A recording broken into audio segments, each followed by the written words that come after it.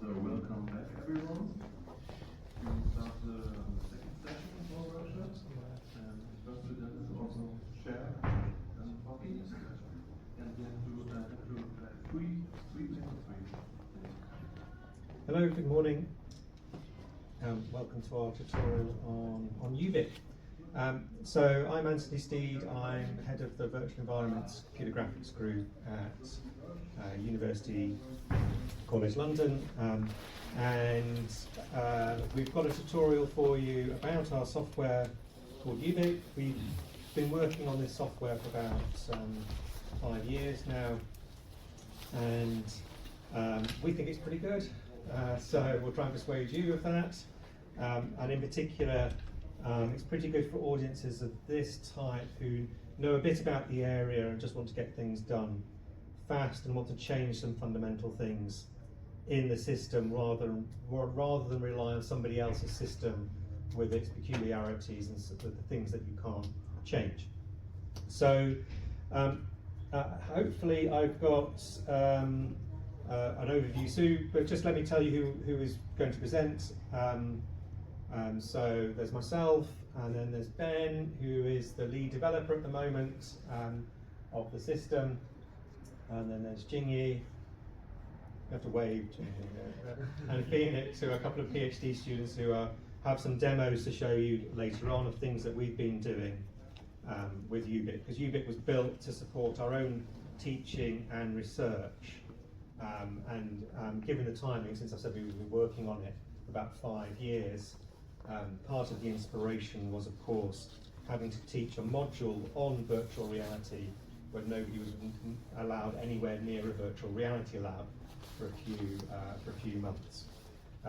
Plus, we've done a lot of research over the years on networking for virtual reality.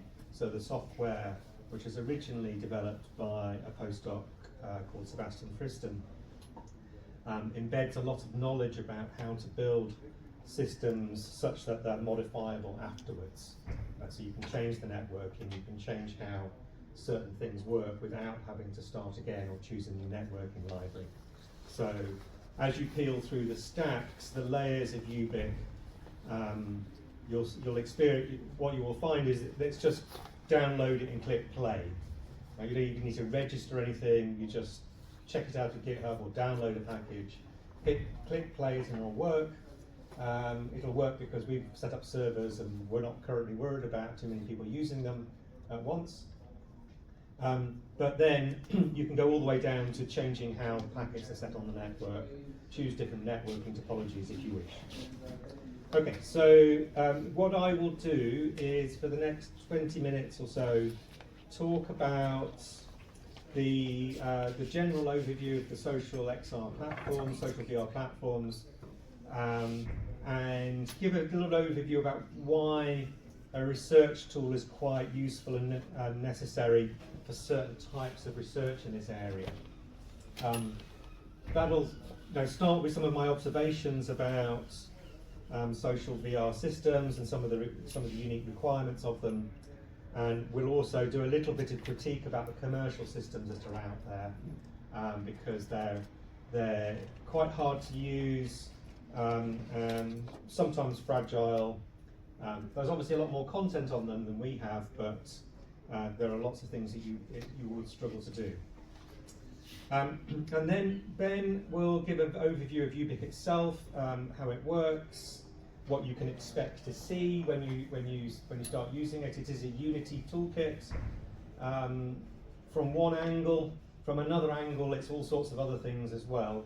It has services that are built in Node and JavaScript, and as Ben will tell you, we're supporting, for our own selfish needs, lots of interactions with web services as well, because aside from just getting something up and running and getting the avatars in there and being able to chat to each other, if you actually build systems, want to do experiments and so on, you need a whole bunch of auxiliary services such as logging things. Sounds simple, but you want to log things with a consistent timestamp across multiple machines. You want to maybe have an experimenter as a third party in this space, but you don't necessarily want them to have a Unity instance or something like that. So we have a mechanism. I'm not sure we'll actually get time to talk about it today, but it's all documented online of how to just interact with Ubiq just through web services, right? So just a web page, a high-level JavaScript interactions. Okay, so then we'll have a short round of recent demonstrations where Jingyi and Phoenix will step in, show you some of the things they've been building with Ubiq, and we'll also try and do a live demo on one bar of conference Wi-Fi. So we will see how that goes. Rapidly, we might set up a hotspot as well, because I've got 5G here, so we might try and do that as well. This is not just to prove that things are flaky. If you want to read how, we actually have a blog article about how to set everything offline, right? So if you really wanted to run a demo, and you really wanted to run it on without any connection to the general internet, we actually have instructions on how to do that. So that you will only need a laptop to run demos, but we're not prepared, we weren't actually set up to do that here in front of you, but you can read about it later. And then there's a bit which we'll called How Do I? Now, if you've come here because you've seen some of the social media and the Discord, if you would like to know how to do something specific in Ubiq, so, you've got something you've got in your own software, some feature and something else. We have a Discord channel. I was trying to log on to, my laptop just won't go on the Wi-Fi, but if you go into the Discord, we will check for questions. You say, if you want to know how to do something, then let us know. So for example, if you wanted to know how to run it on an Apple Vision Pro, right, we'll happily show you how to do that. We don't have one with us, but if anybody's got one, you won't even need our help, right? We'll just give you a URL to go to where you can try Ubiq on your Apple Vision Pro. And at some point, we'll invite you all to get your smartphones or laptops out and also try a live demo. You won't need to install anything. Again, we can just tell you a URL. And I'm giving away a little bit of the surprise for later there, in that you won't need to install anything. So do ask on Discord if you've got any questions, and otherwise we will show you some more demos. We'll go through 4 things that we do often in demonstrations to students.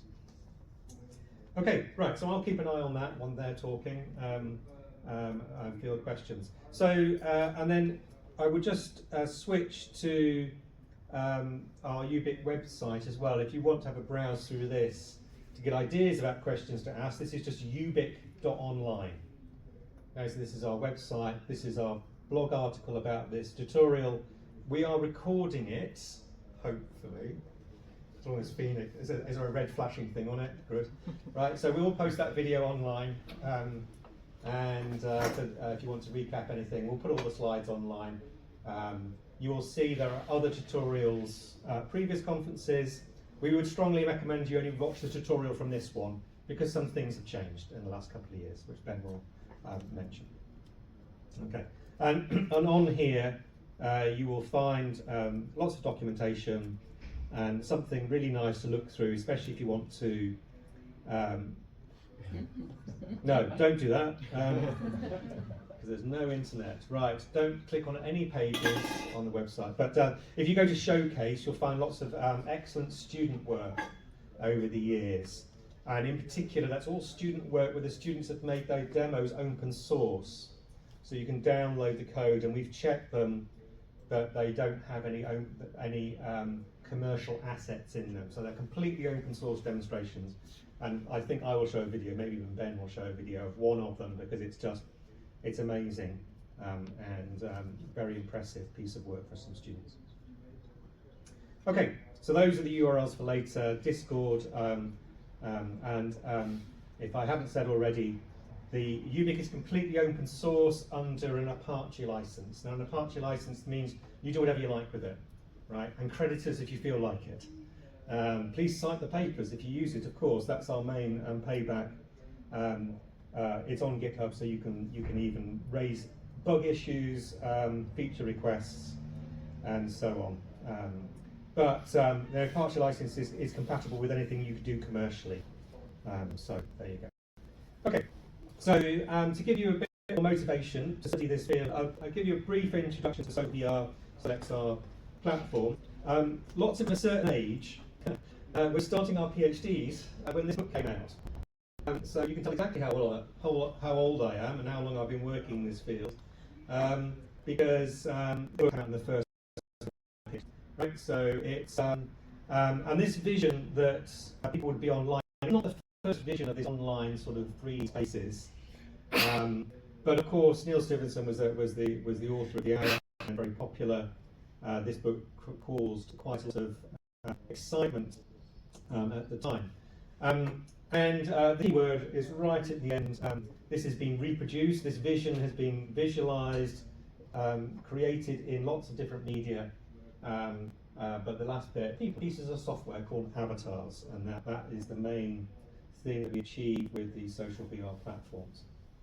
Okay, so they obviously predate that by quite a long time. So if you wanted to look into the history of these 3D worlds, then Neil Stevenson was probably channeling the fact that he was a programmer, and probably awareness of these sort of large-scale simulator networks from the 70s and 80s, the most famous of which is known as SimNet, and was later other people in this conference will contain a lot more out, like MPSNet and so on. So the idea is that there are, in the 80s and early 90s, you get these 3D simulators based on, quite commonly, sort of silicon graphics hardware or other high-end workstations.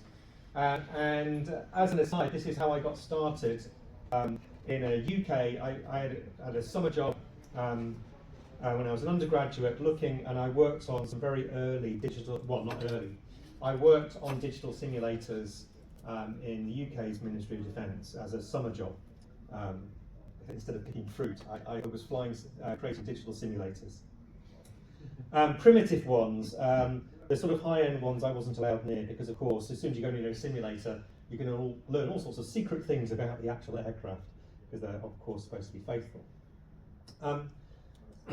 And then, if you're interested in this area, this is a simulation that I helped build. We hosted ACM VRST in 1999, and we tried to have a sort of mini online version of the conference at UCL. This is the UCL front quadrangle at UCL. It now looks like that again, because UCL is celebrating its 200th year as a university next year. So they've taken away all the structures that were in the front quad. This is a system called DIVE from the Swedish Institute of Computer Science, which was one of the main pioneering systems in this area. And a lot of the features we have today in our social VR systems were already here, right, in the mid to late 1990s, as long as you had a high-end workstation and access to an academic network. Because at the time, the only way to get these to work was to run on a sort of academic backbone of the type which is still there, but we largely ignore because we have high bandwidth pretty much everywhere in our offices and homes, and even mobile today. So this network had a built-in facility called multicast. So you could do that across bits of Europe, which is essentially send one packet and then have it received in multiple places. And this was built into the networking, which facilitated this type of scale. So these are some people from, people in white are from Swedish Institute of Computer Science, people in red from UCL, and then I forget which is yellow and green. Green is Lancaster and yellow is Nottingham. And again, if you know about the history of these, you may know of the parallel work going on at Nottingham at the time on pioneering systems. The thing to point out about this is not just to show that we've been doing it a long time, is that you hit a limit on this system. We hit a limit of about 10 to 20 people. And the limit is the voice communication, because this already had 20-way 3D spatialized audio, and the audio becomes a problem because it's peer-to-peer. This system was very advanced in some areas. We were experimenting, or particularly Emmanuel Frecon, who is here, that's Emmanuel, was doing audio mixing in the network, and that's still state of the art, right? So if you really want to scale up now, which we'll talk about at the end, if we get a chance, if you want to go from above 20 people to 100, say, in your meeting, then we've got some software, we've got some papers about that, about how to scale up, but the audio will still be a bit of a problem, and the next stage for us, and one thing that's on the list of things to do, is to look at audio mixing in the network to scale beyond 20 odd people. Okay, so then there's a whole list of precedents, and rather than go through all of these, some of which you may know, some of which are still around, such as Second Life, still there. Alpha Worlds is still there, right? If you didn't know, you can still log on. It still looks about the same as it did about 20 years ago. Longer than that, actually. They're still there. And the Muds and Moos are sort of maintained by fans. So the first advert then, aside from Ubiq, is that with a former student, Manuel Oliveira, I wrote a textbook that sort of went through some of these systems and pointed out the architecture of many of these systems and some common things about them. And in particular has quite a long chapter about scalability, because that was the research we were doing at the time on how to get larger numbers of entities into our social virtual systems. Okay, so inside our social virtual reality then, there are some high-level features that sort of these platforms have, and you very quickly run into research issues. So almost all of what we're interested in and what we do currently in Ubiq is related to the first of these, which is a classification that I sort of wrote about in my book. It's not my classification, but I wrote about it a lot in the book, which is what is yours. If you're going to build a metaverse-like system, then there's a difference between talking to the closest 20 people and trying to communicate or have access to a universe of millions of people.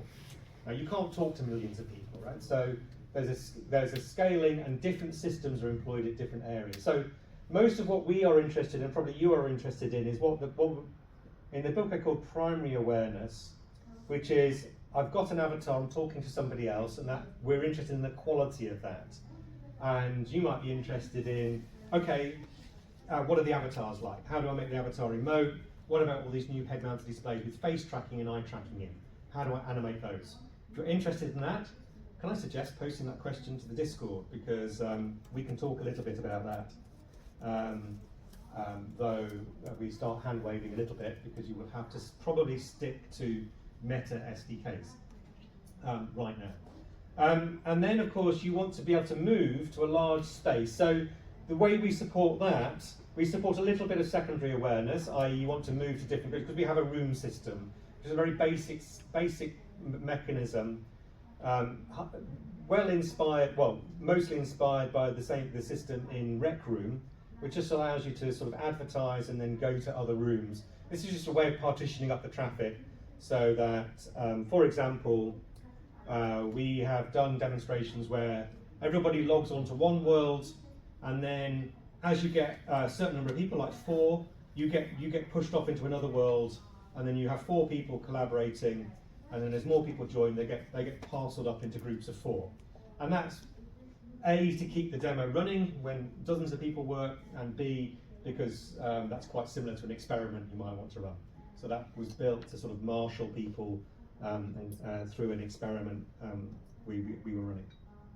And then we don't have much about tertiary awareness, which is we don't have any logging system, we don't have identity management, and so on. Because if you go to our Ubiq Discord and ask this type of question, we will try and persuade you that Ubiq is unopinionated, in that it doesn't make large strategic decisions about infrastructure, which would include a naming service. Right? So if you wanted to use OAuth or something like that to connect, or use somebody else's identity system, yeah, go ahead. Right? We'll probably have to advise you where to hook things and what you might want to do. But because that choice would exclude a lot of users, we haven't made it for you. Right? So we stop at some level. We also don't have a lot of things to do with editing, publishing, governance, and ownership rules. Right? So we have a low-level idea about if ownership hits the networking, then you can decide how that would be resolved. Okay, so we have examples of how to transfer ownership of objects between different people, if that's what you want. If you want to get some more advanced features, we've got a demonstration of what we call a consensus-based networking, which is using reasoning about information to come up with the best solution when there are competing demands on an object or a part of an object simulation. Okay, so even within the first couple of layers, you have all these research questions. So when we were designing it at Ubiq, we were sort of answering these things in our head, like how would we want these things to work? What should the avatars look like? So when Ubiq got built, originally all those little cartoon avatars that you see that we still like, we understand other people don't like them or don't want to use them, but they're completely open source. They're CC0 avatars. Since then the world has changed. There are open source avatar sets, including the Microsoft Rockbox one, which I helped to persuade Microsoft they should open source. And of course you might want to use a proprietary avatar set, and again that's probably one of the questions we'll try and cover later. Okay, right, so yeah, so we'll skip over that, but just for the slides, this is an older paper that predates the book. So if you don't want to buy the book, get this paper. So, which has got some of the same analysis in it about what is a large-scale virtual environment actually made of, right? So it's real-time information as well as sort of services, and you'll see that we use some analysis of some online systems such as OpenSim and which is a partner or sort of parallel to Second Life, to sort of go through this, what you might need to build a sort of metaverse-like system. Okay, right. And again, I think I will, in the interest of time, I won't go through this, but if you look at the slides afterwards, I can recommend,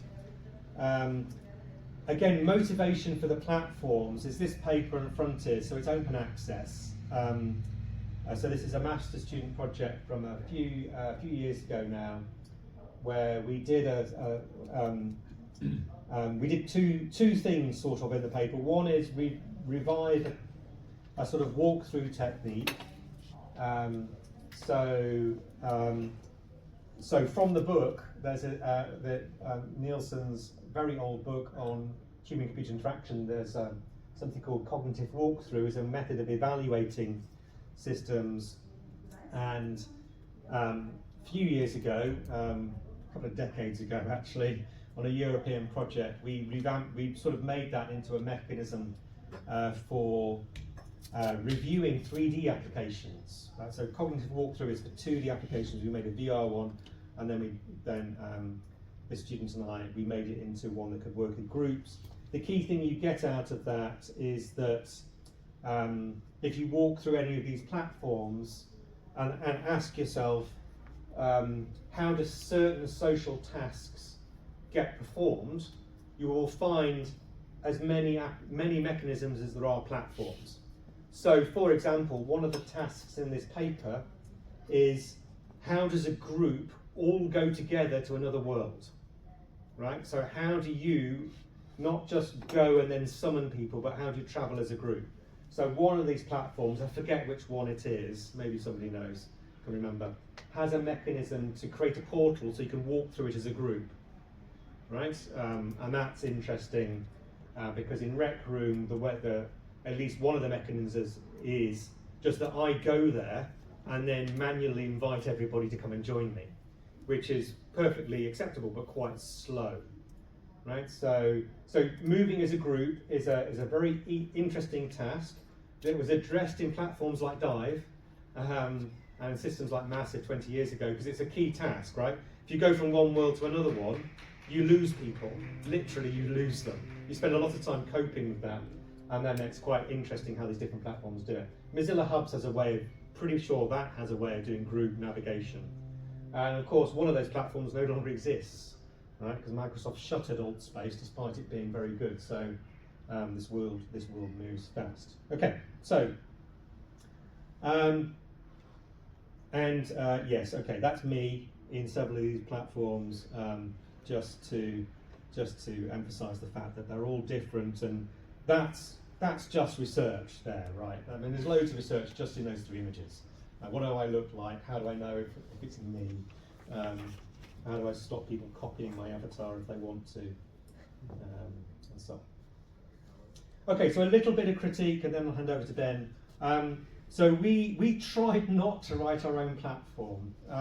We sat around for ages, and then partly one of the reasons this paper exists is these are 6 of the platforms that we really like. We like these for different reasons.